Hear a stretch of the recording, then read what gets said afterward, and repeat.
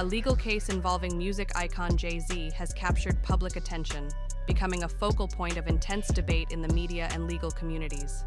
The case, presided over by U.S. District Judge Analisa Torres, centers on allegations brought forward by an anonymous plaintiff.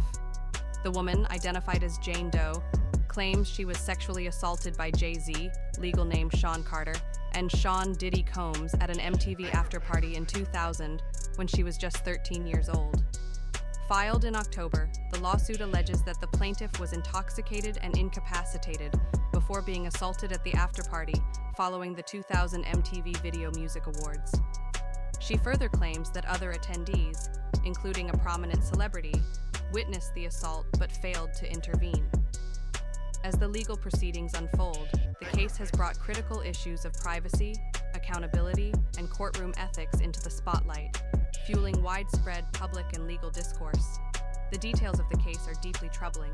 According to the lawsuit, Jane Doe alleges she was taken to a location following the awards ceremony, where she was offered a drink that left her feeling woozy and lightheaded, eventually causing her to lie down.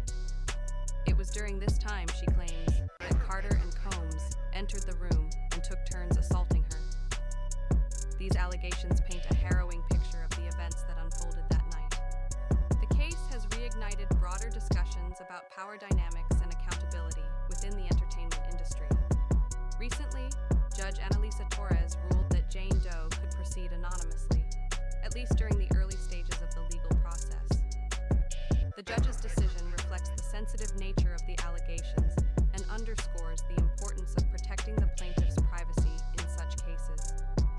The ruling also considered the potential harm to the plaintiff if her identity were prematurely revealed.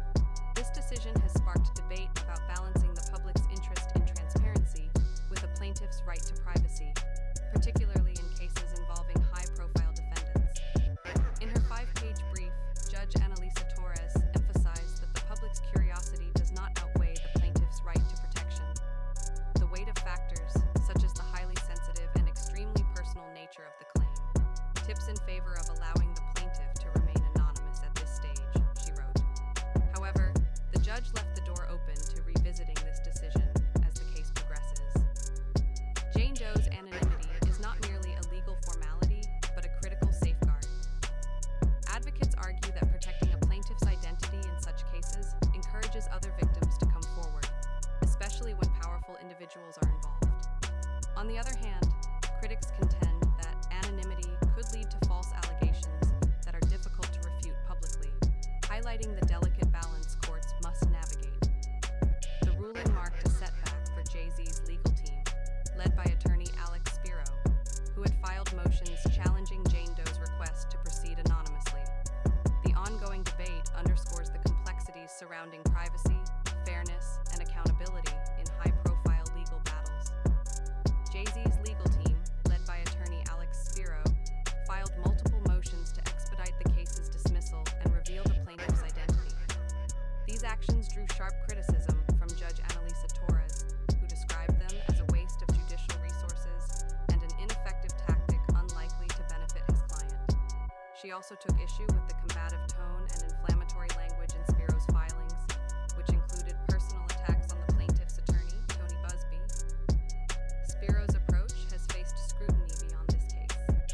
In a separate legal matter, federal prosecutors accused him of attempting to adjudicate cases in the court of public opinion rather than within the courtroom, a strategy they argued undermines the judicial process. Judge Torres's critique of Spiro highlights a broader conversation about the ethics of legal representation, especially when representing high-profile and influential clients. While Jane Doe's anonymity remains protected, her claims have come under intense scrutiny. Questions have been raised about discrepancies in her account, including inconsistencies regarding the details of the alleged events. These challenges underscore the complexities of balancing the pursuit of justice with the rigorous examination of allegations in high-profile cases. Questions about Jane Doe's credibility have arisen due to discrepancies in her account, particularly regarding the location and the presence of specific individuals. For example, she initially claimed that members of the band Good Charlotte witnessed the assault. However, records indicate that the band was performing in Chicago on the night of the 2000 MTV Video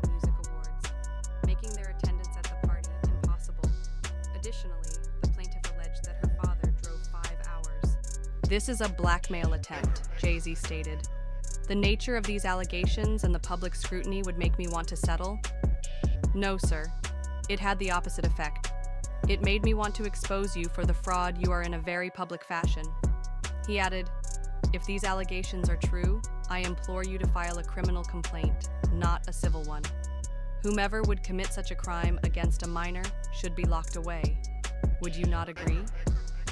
Jay-Z's statement encapsulates his strategy of confronting the allegations head-on while framing his accusers as opportunists seeking financial gain. This approach highlights the tension between the plaintiff's pursuit of justice and the defendant's efforts to challenge the credibility of the claims in both legal and public forums. Positioning the allegations as a financial ploy is a bold strategy that could resonate with Jay-Z's supporters, but risks alienating others who see his statements as dismissive of serious claims. Attorney Tony Busby, representing Jane Doe, has emerged as a polarizing figure in the case. Known for handling high-profile misconduct cases, Busby has faced criticism for allegedly using publicity to influence public opinion. Jay-Z's legal team escalated the conflict by filing a lawsuit against Busby, accusing him of attempting to extort money through unfounded claims. In response, Busby denied the accusations and reaffirmed his dedication to representing victims. His firm has also claimed to represent over 100 alleged victims of Sean Combs, with additional lawsuits reportedly in progress. Busby has stated that many of these cases reflect broader patterns of abuse, further fueling the controversies surrounding the entertainment industry's power dynamics. The cases involving minors span over 3 decades, alleging a disturbing pattern of systemic abuse and misconduct within the entertainment industry. Despite the controversies surrounding him, Tony Busby has garnered support for his steadfast representation of alleged victims. Supporters argue that his aggressive approach is necessary to counter the substantial influence and resources wielded by defendants like Jay-Z and Sean Combs. The judge in the Jay-Z Diddy case, Judge Torres, has just humiliated Jay-Z in court. Humiliated Jay-Z in court. And get this, he actually had bars. So the civil lawsuit against Jay-Z doesn't seem so black and white anymore because a judge recently scolded Jay-Z's attorneys in court and denied their request to have the alleged victim's name be revealed. As the case progresses, key questions remain unresolved. Will the inconsistencies in Jane Doe's account undermine her allegations? Will Judge Torres's decision to protect her identity hold? And how will the public perceive the roles of Jay-Z, Tony Busby, and others involved? The outcome of this case could have far-reaching